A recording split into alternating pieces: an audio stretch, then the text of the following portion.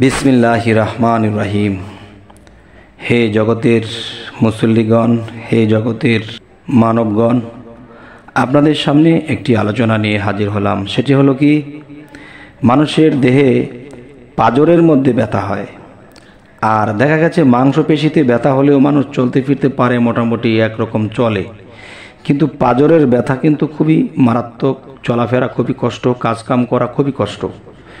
তাই আমি বলবো যে পাঁজরের ব্যথার নিরাময়ের জন্য আমি কিছু আলোচনার মাধ্যমে আপনাদেরকে বলছি। অবশ্যই আপনারা খেয়াল করে শুনবেন এবং সেই মতে করবেন, ইনশাল্লাহ পাঁজরের ব্যথা থাকবে না, আল্লাহর রহমত।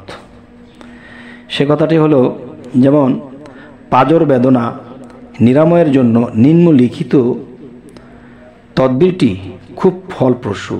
তদবির: একটি চাকু হাতে নিয়ে বুক হতে নাভি পর্যন্ত বারবার রেখা টানবে।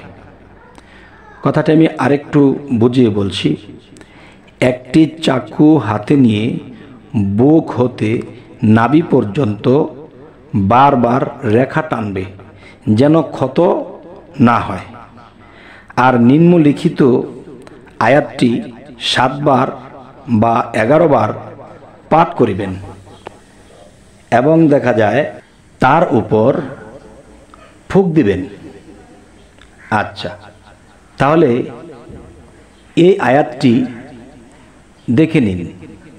শর্ত হলো 3 দিন পর্যন্ত এ আমল করবেন। আল্লাহ পাকের ইচ্ছায় ইনশাআল্লাহ ভালো হয়ে যাবে। তবে আল্লাহ আমাদের এরকম সুযোগ সুবিধা রেখেছেন, আমরা কিন্তু এই সুযোগ সুবিধা নিচ্ছি না এবং করছি না, যার ফলে আমরা কষ্টই পেতে থাকি। তবে হে জগতবাসী, আজকের এই আলোচনা অবশ্যই মনে রাখবেন এবং এই কাজগুলো ঠিক এই নিয়মেই করবেন।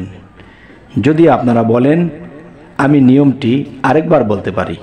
পাঁজর বেদনা নিরাময়ের জন্য নিম্নলিখিত তদবিরটি খুব ফলপ্রসূ। তদবির: একটি চাকু হাতে নিয়ে বুক হতে নাভি পর্যন্ত বারবার রেখা টানবেন, যেন ক্ষত না হয়। আর নিম্নলিখিত আয়াতটি 7 বার বা 11 বার পড়িবেন এবং রোগীর উপর ফুঁক দিবেন। শর্ত হলো 3 দিন পর্যন্ত এই আমল করবে। আল্লাহর ফজলে ইনশাল্লাহ এই ব্যক্তিটি আরোগ্য লাভ করবে, আরাম অনুভব করবে। এবং যদি ফল লাভ হয় তাহলে অবশ্যই আপনারা কোনো গরিব মিসকিনকে মাথায় হাত বুলিয়ে তাদেরকে পেট ভরিয়ে খাইয়ে দেবেন। তবে আমাদের এই চ্যানেলের আলোচনা যদি আপনাদের ভালো লাগে, বিভিন্ন রোগের বিষয় নিয়ে আমরা আলোচনা করব, তো অবশ্যই সাবস্ক্রাইব করে রাখুন। পরবর্তীতে অন্য ভিডিও নিয়ে আপনাদের সাথে সাক্ষাৎ হবে ইনশাআল্লাহ। সকলেই ভালো থাকবেন। আল্লাহ হাফিজ।